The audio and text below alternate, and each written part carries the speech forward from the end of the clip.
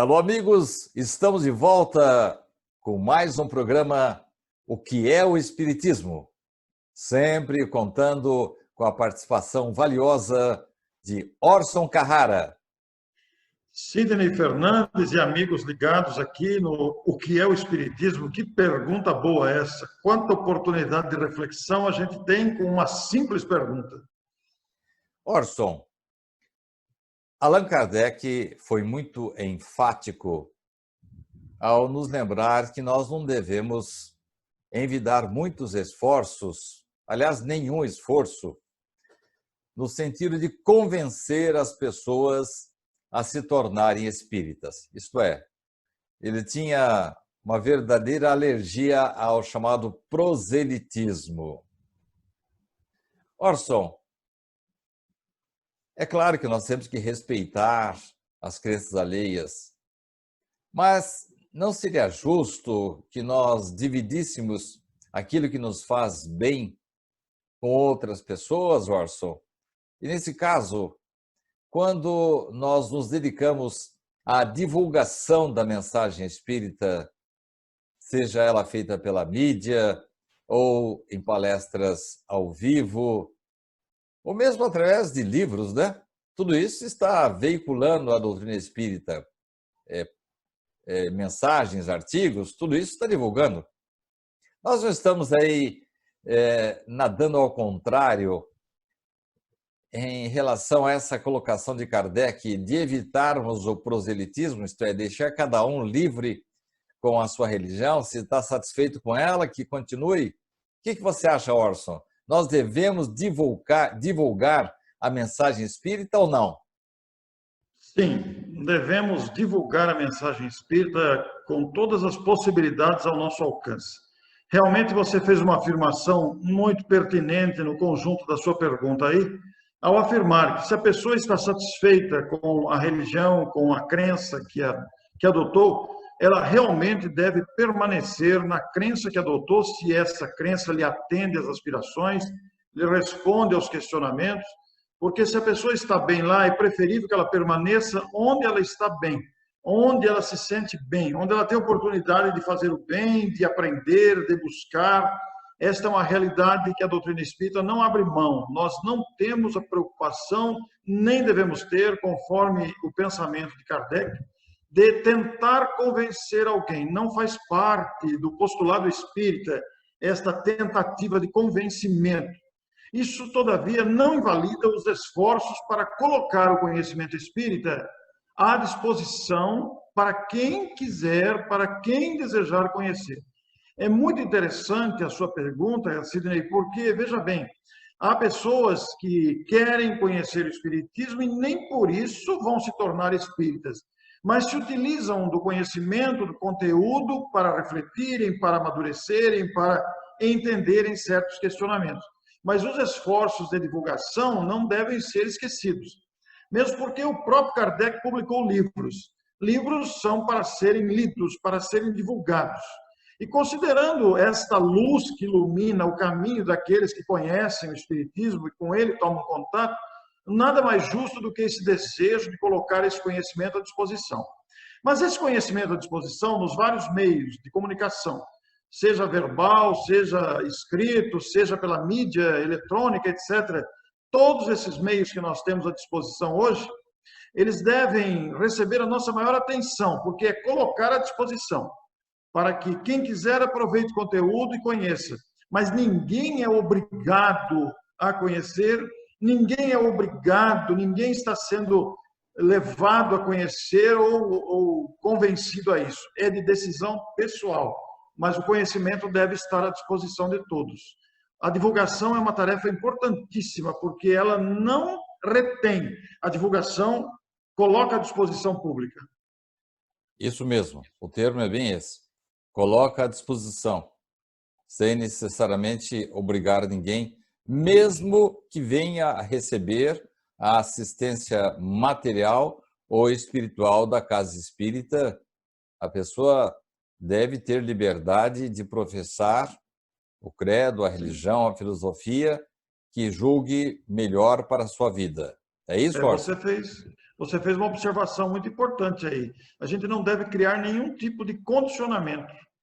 Não faz parte da mentalidade, da essência espírita, qualquer tipo de condicionamento, qualquer tipo de chantagem. Olha, você está recebendo aqui, então você tem que ser. Não, em absoluto, isso não existe.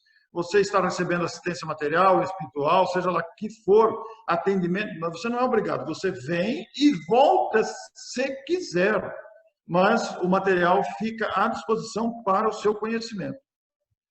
Orson, um outro aspecto muito importante da doutrina espírita, que está no bojo da pergunta mater que originou esse programa, O que é o Espiritismo, é a questão do estudo. Eu noto que alguns grupamentos espíritas e não espíritas encantam-se com o fenômeno mediúnico e, em certos momentos, deixam de lado qualquer preocupação com o estudo, com os cursos, com as palestras e até mesmo com a leitura de livros espíritas. Argumentam alguns desses irmãos, Orson, que os espíritos os provêm. Qual a sua posição, Orson, em relação ao estudo da doutrina espírita, à criação de cursos, seminários, palestras, encontros que viabilizam, que facilitam, que dinamizam o conhecimento doutrinário espírita, Orson?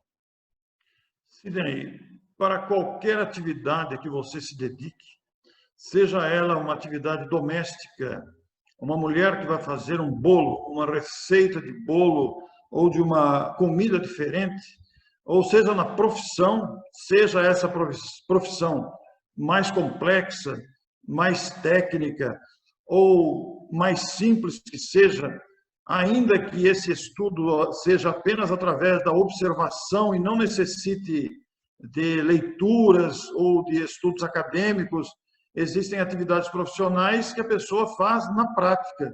Muitas pessoas que prestam importantes serviços na coletividade de uma cidade, por exemplo, muitas delas não têm formação acadêmica, não têm estudos, alguns são até analfabetos, mas provém da sua experiência, da sua observação.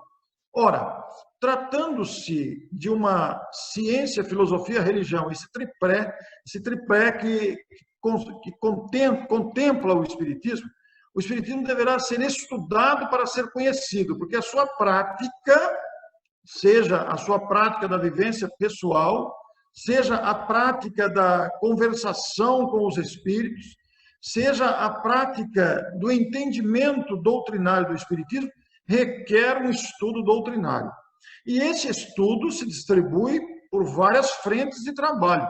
Você citou vários aí: os seminários, os encontros, os debates, as palestras, os eventos, as tertúlias e mesmo os cursos, ou uma sequência natural de grupos de estudos. É esse grupo de estudo, é esta sequência intelectual de reflexão sobre os conteúdos da literatura espírita que formará a consciência espírita, que formará o adepto espírita esclarecido. Porque nós poderíamos inverter a pergunta aqui e perguntar: o que é um adepto esclarecido? Como é que nós nos tornamos adeptos esclarecidos de uma doutrina que nós afirmamos seguir? Senão agindo coerentemente com os seus conteúdos. E para agir coerentemente com esses conteúdos, nós temos que conhecer. Para conhecer, nós temos que estudar. E as instituições espíritas, sejam elas centros espíritas ou órgãos que atuam em favor dos centros espíritas, ou sejam iniciativas particulares, essas iniciativas, essas providências que se apresentam de tão variadas formas, são todas para formar essa consciência do adepto esclarecido. Então, se há algo que nós não podemos dispensar, é o estudo espírita, porque não estudando o espiritismo, nós corremos o risco do ridículo, corremos o risco do fanatismo, corremos o risco de agir contra o Espiritismo, corremos o risco de prejudicar as pessoas com informações mal formadas, com informações incompletas. Então, somente através do estudo debatido, refletido, e não é uma vez só, é ao longo da vida, é que nós formaremos uma consciência doutrinária. Nós estamos conversando aqui, Sidney, eu e você, num programa que é o Espiritismo, é uma conversa entre nós, um diálogo. Da mesma forma que você me pergunta, muitas coisas você coloca com muita propriedade, porque ambos detemos um relativo conhecimento da doutrina espírita. Ambos detemos um conhecimento do que seja o Espiritismo. Por isso, nós temos uma certa segurança em perguntar e responder, em conversar, fruto do amadurecimento das ideias, que se dá através do tempo, pelo estudo continuado. Orson, uma das coisas muito recomendadas pelos mentores espirituais é a disposição de servir. Em determinado momento, Allan Kardec ousa afirmar que a melhor oração é o trabalho. Orson, até que ponto as entidades espíritas ou não espíritas, e só fazendo um adendozinho à sua resposta, grupos de Umbanda começam já a estudar a doutrina espírita? Então, por isso que eu vou incluí-los na minha pergunta. E vejo também irmãos da Umbanda, do Candomblé, desenvolvendo atividades assim bastante beneméritas em favor do próximo, do necessitado, tanto sob aspecto espiritual como material. Bom, tudo isso, Orson, para lhe perguntar a respeito do trabalho, não apenas do trabalho material, não apenas o fornecimento de cestas básicas, a criação de cursos, atendimento às gestantes, mas também o aspecto espiritual, em que damos assistência através do atendimento fraterno, do passe, da vibração, da irradiação, enfim, o trabalho da casa espírita. O que você me fala a esse respeito, Orson? O trabalho da casa espírita é de fundamental importância para o equilíbrio dos próprios tarefeiros.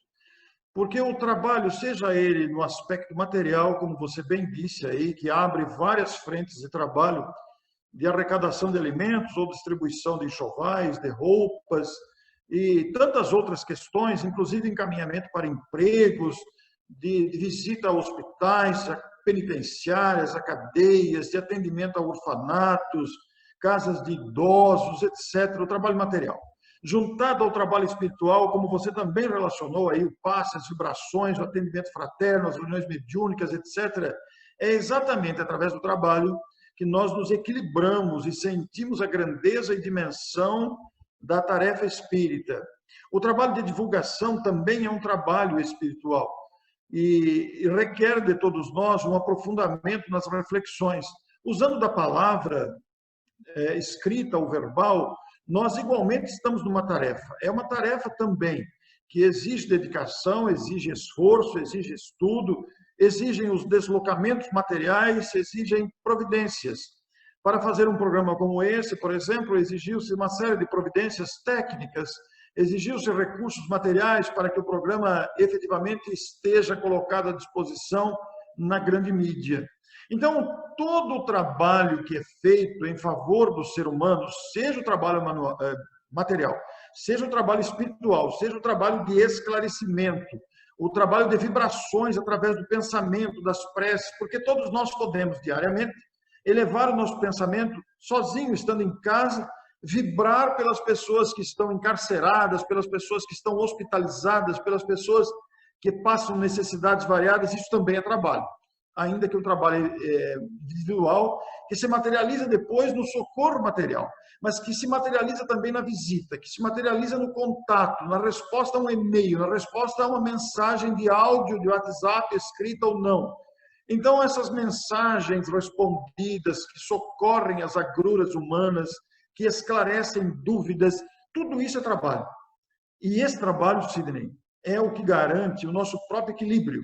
Porque voltado para as necessidades alheias, sejam quais forem, materiais, morais, espirituais, voltado para as necessidades alheias, nós nos abastecemos a nós mesmos com os recursos que nos garantem equilíbrio e sintonia com os espíritos benfeitores que se interessam muito pelas dificuldades humanas para atenuar essas dificuldades, auxiliar os seres para que vençam as suas carências, suas dificuldades e evoluam, alcancem a felicidade, alcancem o equilíbrio, que é o objetivo final da encarnação, que é o objetivo de aprendermos, amadurecermos. Então, todo esforço direcionado para isso, porque quando você fornece alimento para alguém, quando você fornece matéria para a pessoa se sobreviver, digamos assim, você está dando condições que, alimentada, a pessoa pensa em outra coisa. Então, alimentada, satisfeita a necessidade da fome, por exemplo, satisfeita a necessidade de vestimenta, de moradia, a pessoa possa se dedicar a outras buscas, a busca do intelecto, a busca da espiritualidade, porque ela está fisicamente satisfeita do ponto de vista material, ainda que lhe falte talvez um emprego, ainda que lhe falte recurso, que ela vai dar encaminhamento, inclusive através das instituições, que não é apenas do espiritismo, né, que faz isso. Muitos grupos religiosos trabalham nessas vertentes, nessas diversas frentes de trabalho para auxiliar a criatura humana. Tudo isso reduz o grande caos social e reverte em benefício, principalmente de quem faz. Quem recebe é muito beneficiado, mas quem faz é muito mais beneficiado. Você me fez lembrar uma questão que Kardec fez para os espíritos, referindo-se a alguns países mais abastados, onde não há necessidade dessa preocupação com a ajuda aos demais participantes da sociedade, porque eles já têm de tudo. Sim. E você está lembrado da resposta em que os espíritos dão a Kardec sobre o assunto? Eu não me lembro exatamente das palavras, não estou me lembrando da questão. Seria bom você comentar agora. Na verdade, os espíritos até brincam, né? Isso não é muito bom? Que ótimo que você já não precise mais se dedicar a essa atividade, a esse trabalho de assistência, porque você dificilmente vai ter que fazer uma campanha de cestas básicas, ou mesmo de oferecimento de empregos, ou profissionalização, como nós precisamos aqui no Brasil, como, por exemplo, na Suécia, na Dinamarca, concorda? Sim, perfeitamente, porque aí a direção dos esforços vai para outro lado, né? Nós tivemos ontem a oportunidade de entrevistar a Elza Rossi, que é uma brasileira radicada em Londres, e também o Edwin Bravo, que é um grande líder espírita na Guatemala. Fizemos uma entrevista com os dois ontem, e são realidades completamente diferentes, a do Reino Unido e da Guatemala. Na Guatemala há bastante carência material, é um país pobre, é um país com dificuldade.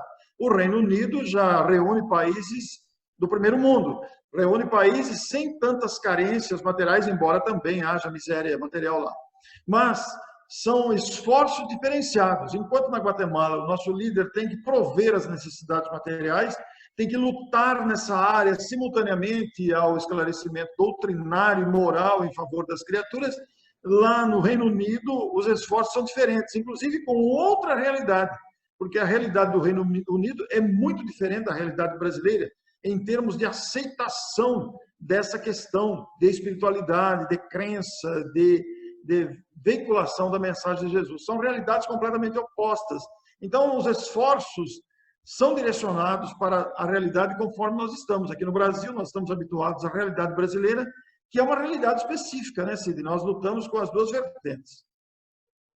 Muito bom. É o que eu penso também a respeito. E oxalá cheguemos um dia aqui no Brasil a nos preocuparmos apenas com a assistência espiritual, psicológica, emocional, porque em alguns momentos o centro espírita torna-se uma espécie de divã de psicanalista, tanto para os espíritos como para os encarnados. Porque nós vivemos uma época de muita dificuldade, e esta época não é de hoje, ela se estende ao longo das décadas e dos séculos de grande conflito psicológico da criatura, criando grandes traumas interiores como o medo, a solidão, a angústia, o não entendimento sobre a própria vida, e isso cria os conflitos internos. Por que estou aqui? Qual é o meu caminho? Quem é que vai me ajudar? Algumas pessoas se sentem subestimadas, desprezadas. Algumas pessoas têm dificuldade de se auto-encontrar. Então, tudo isso, o Espiritismo tem material para ajudar, né? E está aí à disposição, mas é por isso que nós precisamos envidar constantes esforços nessa direção, porque muitas criaturas se abatem por não conhecerem a si mesmas, por não saberem da sua própria realidade. Na verdade, Orson, você tocou num ponto bem importante e, oxalá, a gente possa, no futuro, não precisar mais de cuidar da assistência material e cuidarmos, sim, da assistência espiritual, psicológica, respeitando, evidentemente, os profissionais, os psicanalistas, os psiquiatras, e o tratamento espírita não dispensa a ajuda dessa verdadeira bênção que é a medicina, que, através dos médicos, Deus acaba agindo para proteger os homens. Mas tomara que no futuro, porque tanto dói a fome e a sede materiais, Orson, dói muito e machuca muito o homem a sede psicológica, mais especificamente a filosófica, como você bem disse, quando as pessoas se sentem desarvoradas, mal queridas e sem saber exatamente por que estão aqui na Terra. Orson, nós estamos chegando ao final do programa. Eu queria só falar mais um bocadinho sobre esse assunto ainda, porque o assunto que eu tenho a seguir para você, ele vai demandar um pouco mais de tempo para a sua resposta. Nós vamos falar no próximo programa sobre o livro espírita. Mas eu quero ler para você um trechozinho final de um livro que está me ajudando aqui a organizar uma palestra que vamos realizar sobre, na semana de prevenção ao suicídio. Eu até me permito mostrar a capa do livro, que foi o último livro de Richard Simonetti, e ele diz, no final da sua introdução, algo que você falou na sua resposta, falando que Deus nos dá plena bênçãos quando mantemos a mente limpa e arejada pelo bom ânimo e a coragem de enfrentar as atribulações humanas. Agora, o final que é interessante. Segundos na eternidade de bênçãos que aguarda os que não desistem de viver, orientados, veja o final, Orson, orientados pela disposição de servir. Então, o trabalho também é um remédio, né, Orson? Pois é, a ociosidade talvez seja um dos grandes inimigos da mentalidade humana. A gente deve se movimentar. Se nós temos dificuldade de movimentação, de mobilidade física, nós devemos nos movimentar em providências, em planejamentos, em sequências de raciocínio para que produzamos algo de nós mesmos. Porque todos somos capazes de algo produzir em favor de alguém. Todos somos capazes. Seja desde um café, um bolo, até uma grande obra literária, até uma providência de vulto que envolva campanhas ou não. Mas o fato é que o trabalho, seja ele qual for, remunerado ou não, o trabalho voluntário, especialmente como é o caso que nós estamos focando aqui, O trabalho em favor da carência humana que se estende sobre tantas faces no planeta Terra, de pessoas agredidas pelo egoísmo de outros, de pessoas desprezadas pela vaidade de outros, de pessoas humilhadas e carenciadas pela volúpia de outros. A ação em favor dessas pessoas que se abatem por essas situações, ou em favor daqueles que fazem essas situações acontecer, é o grande remédio em favor da recuperação humana, porque o esclarecimento sobre a nossa natureza fará com que aqueles causadores das tragédias sociais se conscientizem para alterar a sua plataforma de ação. E em favor daqueles atingidos por essas misérias humanas, se reconfortem na resignação ativa e especialmente na confiança em Deus, porque compreenderemos que todas as situações são degraus de aprendizado e amadurecimento. Então, o trabalho é o grande aliado da segurança e do bem-estar humano, seja qual for o trabalho, porque toda atividade útil é trabalho. Então, devemos nos perguntar, como eu posso ser útil agora? Muito bem, Orson. Estamos chegando ao final.